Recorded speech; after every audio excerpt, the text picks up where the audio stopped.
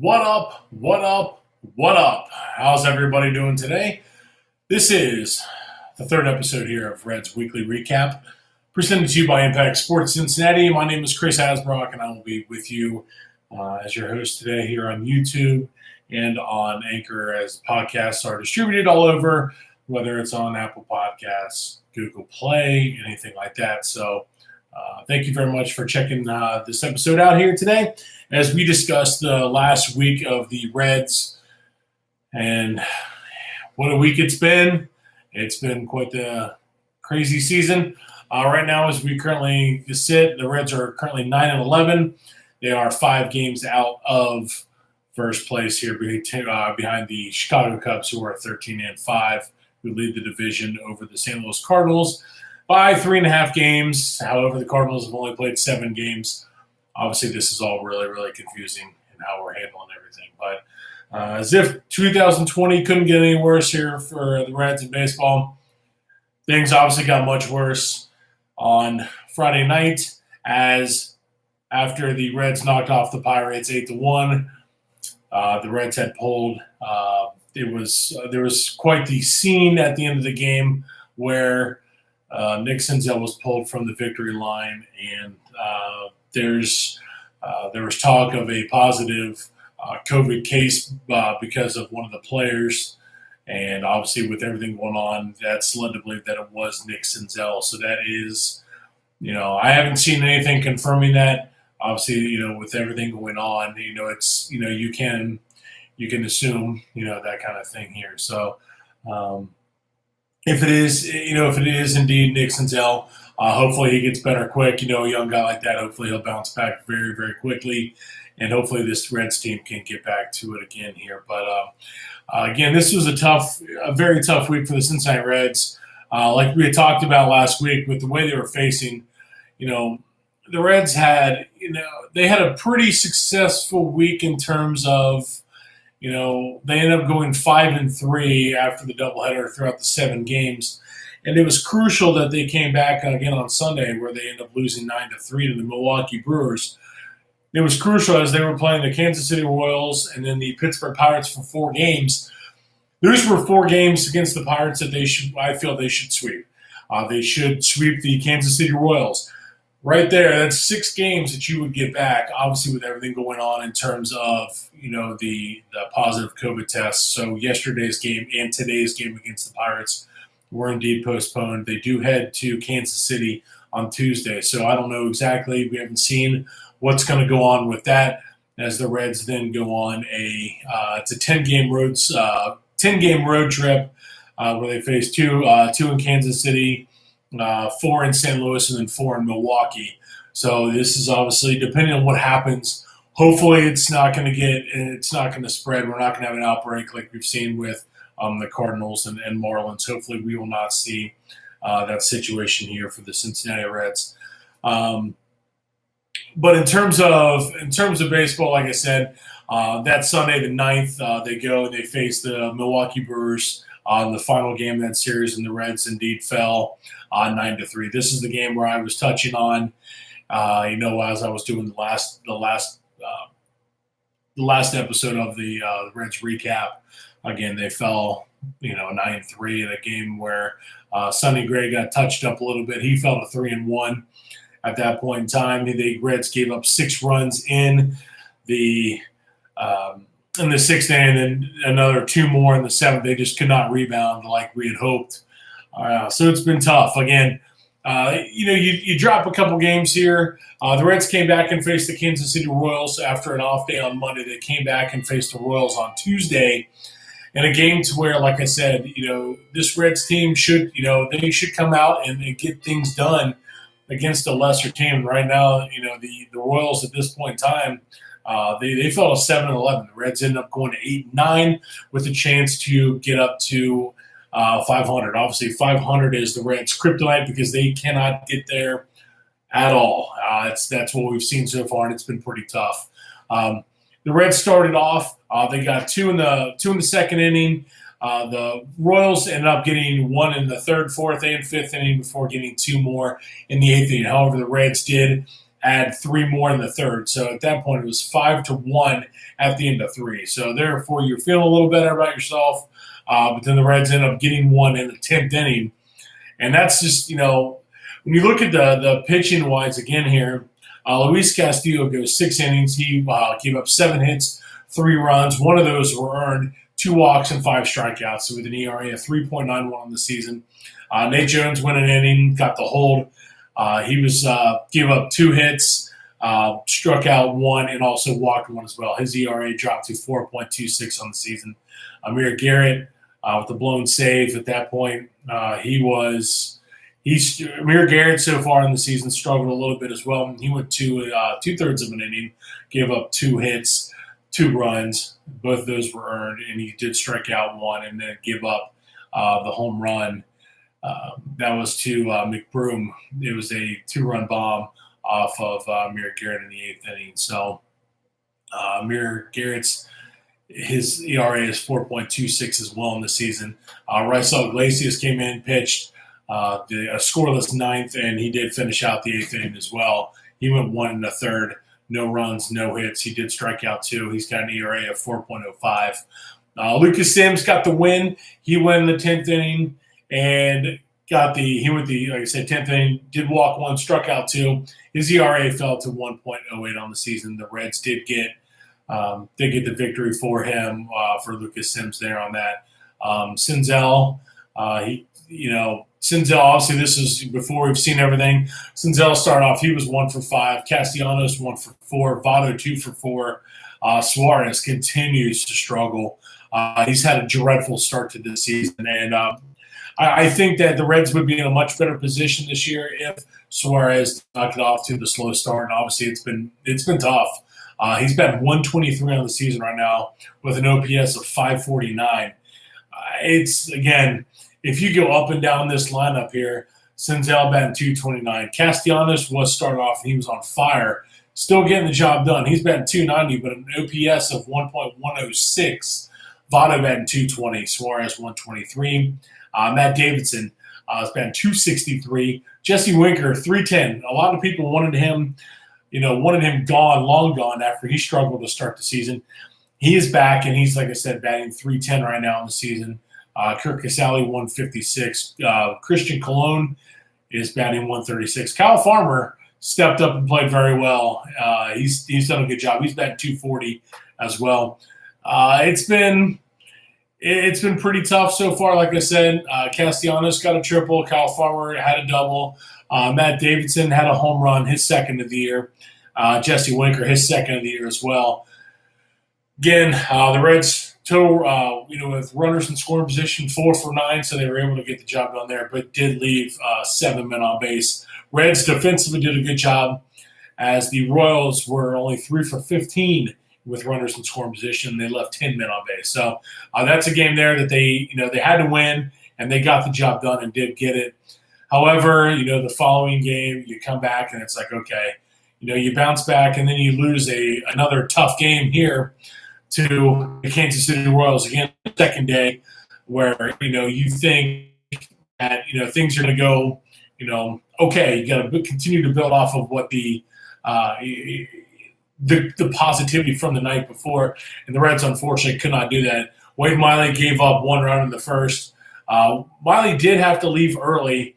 He got settled with the loss. He went 1 2/3, gave up 2 hits, 1 run, and it was earned. He did walk 2, struck out 2. He's got an ERA of 16.2. Obviously, Wade Miley's ERAs, jumped up really high due to his previous start where he just got absolutely teed off on. So he fell to 0-2. Tyler Mahle, you could tell David Bell ended up having to go to the bullpen and went really with this long guys here. Like I said, Mahle went 1 2/3. Tyler Mahle went 3 1/3. The bullpen did a great job of really keeping things, pretty much at bay. However, Tyler Mahle did give up 3 runs, all 3 of those earned. He did strike out 6 over 3 1/3 innings. TJ Antone was solid in his 2 innings pitched. He went, like I said, 2 innings. He gave up a hit run, 1 of those earned. He did walk 1 and strike out 4. his ERA dropped to 2.53. Amir Garrett went an inning, did well, didn't give up any hits or runs, did walk a batter though. And then Nate Jones came in and he pitched the ninth, another scoreless ninth here for the Reds. However, you look at this, the Reds unfortunately cannot get things going. They did score 4 in the fourth inning. Just kidding. The seventh inning, scored 4 in the seventh. On home runs from Winker, Freddie Galvis, and Josh Van Meter. They all went yard. And it was a situation there to where, okay, you think, you get yourself in a good spot here to be down a run going into the eighth and ninth inning. And unfortunately, the Reds just cannot get it done. Akiyama goes 1 for 3. Overall, the Reds went a total of 6 for 30 on the game. Jesse Winker had 2 of those hits, and Freddie Galvis had 2 of those hits, while Van Meter came in and, like I said, Van Meter with a pinch hit home run. Got that done along with Akiyama. So the rest of the lineup was non-existent. You look at the averages after this: Shogo Akiyama 244, Nick Castellanos 273, Joey Votto down to 212. Christian Colon, he came in. There was a pinch running situation where this is where David Bell, which I will touch on David Bell here in a little bit, but this is where David Bell kind of, mismanaged the game in some instances. However, I'm not going to blame him fully for this loss. He did pinch run Travis Jankowski for Joey Votto, but then bringing in Christian Colon at the end there is not – that's where I'm going to have a problem with. Suarez again goes 0 for. He's now down to 115. Winker, like I said, 2 for 3. He's batting 333 on the season. Senzel on the 6th spot is now batting 211. Freddie Galvis 229. Kyle Farmer, he was 0 for 1 and he was 231. And then Tucker Barnhart 143. Again, another tough loss. Wade Miley again falls to 0-2, and it's just These are the kind of games here that you can't afford to drop if you're the Reds. And unfortunately, that's what they've been doing. These are games that, like I said, you cannot afford to drop against teams that are obviously much lesser than you. But again, that's how the Reds have been all season, and it is not the way we want to start off here. And the Reds did the same thing here the following day here against the Pittsburgh Pirates, a team that going into it was 3-13. The Reds, like I said, had a chance to creep to 500 on the season, but then unfortunately cannot. They dropped.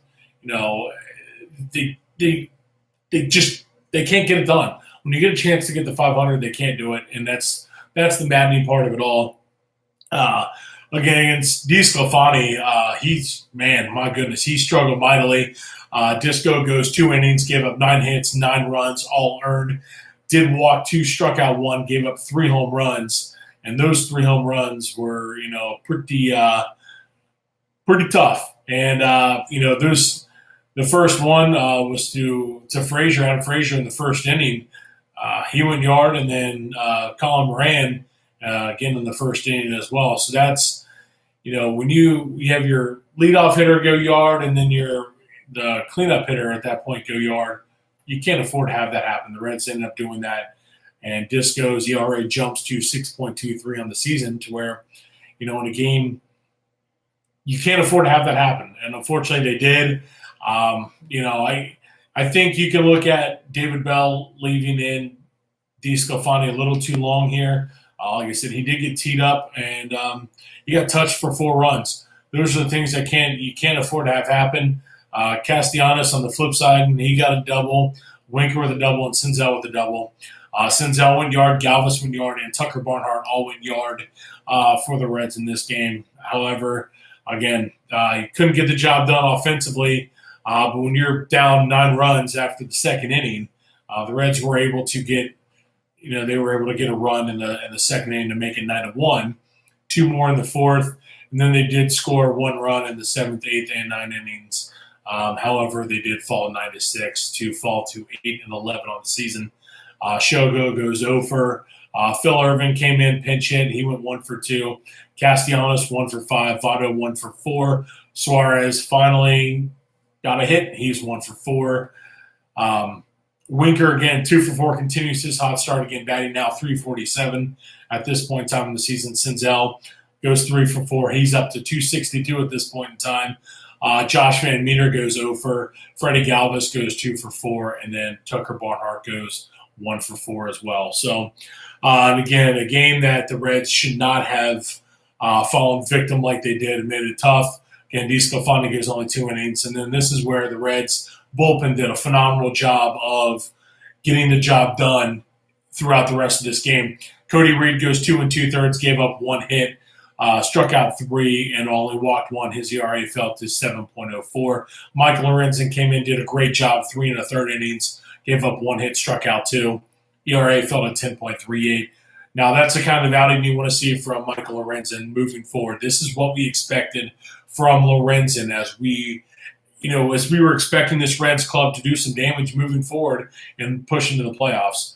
Who knows what's going to happen with that? Lucas Sims goes, he pitches the ninth, a scoreless ninth, struck out 2. His ERA drops to .96. Trevor Williams got the win for the Pittsburgh Pirates. He went 5 innings, gave up 7 hits, 3 runs. He did give up the home run. He improved to 1-3 on the season for the Pittsburgh Pirates. So at this point, like I said, the Reds fall to 8-11, and it's like, okay, you take that tough loss there to the Pirates. You can't afford to have that happen against a team that at this point is 4-13, 3-13 going into the season. At bare minimum, you should have 3. They shouldn't be in this kind of situation. This Reds club shouldn't be. Like I said, at this point, they should be rolling with, 4 straight wins you would expect going into this, the second game of 4, obviously prior to everything going on. The Reds did get it done against the Pirates on the Friday night game. They end up going 8-1. Sonny Gray with another masterful performance. Sonny Gray goes 6 2/3, 5 hits, 1 run. It was earned. It was a home run. He struck out 10. ERA drops now down to 2.05. Nate Jones got the hold in the 7th inning, or in the 6th. Yeah, 7th inning, I apologize. Or he got the final out. Tyler Thornburg, 2 innings pitched, struck out 3, continued to, impress there. The Reds went 4 for 8 with runners in scoring position, left only 4 on base. Votto and Galvis and Barnhart each with a double. Jesse Winker went yard twice, that was nice to see. And Castellanos hit his 8th of the season. And what you want to see again, Jesse Winker has been absolutely on fire for this club. The only person not recording a hit for the Reds club in this game was Nick Senzel. He did go 0 for 3. Shogo 1 for 4, Castellanos 1 for 4, Votto went 2 for 4, Winker 2 for 3. He improves to 3.365 on the season. I'm sorry, .365.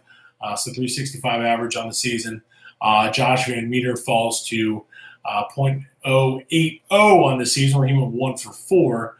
He struck out once. And Freddie Galvis, he did improve his average to 268 after going 2 for 4 in this game. So, again, the Reds, did a great job. Runners in scoring position. This Pirates team is not a very good team.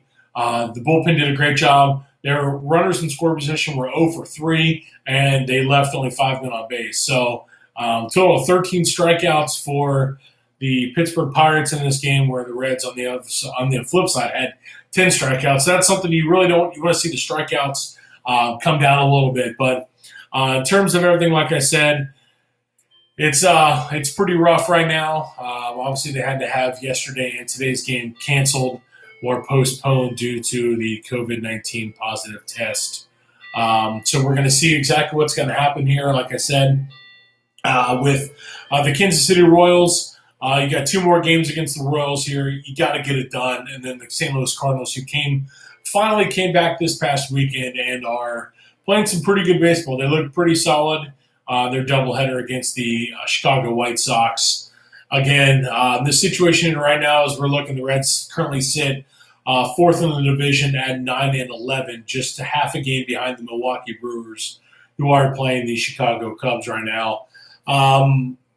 That's, it's kind of where we're sitting right now. This is where, against the Cardinals right now. So, you've got the Royals, who right now are 9-12. They sit 4 games back of the Minnesota Twins. They're actually playing the Twins right now. This is a team that's not sitting pretty. They are under 500. However, they're just right now, they're a pretty even team with the Cincinnati Reds in terms of what you're looking at schedule-wise. And it's, again, not an ideal situation here for the Cincinnati Reds. However, they have a chance to make some noise and get the job done against teams that are above them if they are able to come back without any outbreaks or anything like that. Hopefully that's what we're going to see here. Obviously, we don't want to see anything like that happen. But a cool thing also today, if you're watching this, Sunday's games, the Major League Baseball is honoring the 100th year anniversary of the Negro Leagues, the founding of that, which is just simply awesome. If you get a chance, look into the Negro Leagues. It's a very, very interesting and cool thing to check out. Just the history of it and just the pure talent that came up through the Negro Leagues. Just simply amazing and very, very cool to read up on. And imagine, where we would be at today if the Negro Leagues had not come into existence. So very cool thing, especially as baseball fans here. Make sure you check it out. And also, if you're in Kansas City, go check out the Negro League Museum. I've never had the opportunity to go. I would love to check that out. It's, like I said, it's incredible. And obviously, if you follow up and read up on it, very, very cool thing to check out. So very cool that the Major League Baseball is doing that by honoring the 100th anniversary of the founding of the Negro Leagues on this August 16th, 2020. So as always, thank you guys so much for checking out this episode here. You can follow me on Twitter at I am Chris Asbrock and at ISCincy on Twitter as well. Make sure you go to the website, fieldtheimpactsports.com or impactsportscincinnati.wordpress.com. That's where you can find this. If you want to watch the video of it, you can check it out on YouTube, or you can, if you want just the podcast version, check out anchor.fm/Chris Asbrock, and it's also distributed all over the place. So it's on, like I said, Apple Podcasts, everything like that. Also, make sure you go to fnxfit.com, where you can check out all the great fitness products that they have there. Use the promo code BDiesel for 15% off your purchase. Again, that is fnxfit.com for all of your fitness products and needs. Make sure you use the promo code BDiesel for 15% off. And remember that the products there are simply fantastic if you've had the chance to check it out. So that's certainly something to remember. Take my word for it. The greens they're fantastic. So make sure you check those out. Use promo code BDiesel for 15% off your purchase. It's at fnxfit.com. Thank you guys so much for all your support, and make sure to come back next week, where I will be obviously, hoping to recap next week's or this coming week in Reds baseball. Hopefully, if we have it, again, make sure you check it out. Thank you guys so much for your support as always, and make sure you hit me up on Twitter. And everyone, have yourselves a fantastic rest of your weekend. See ya.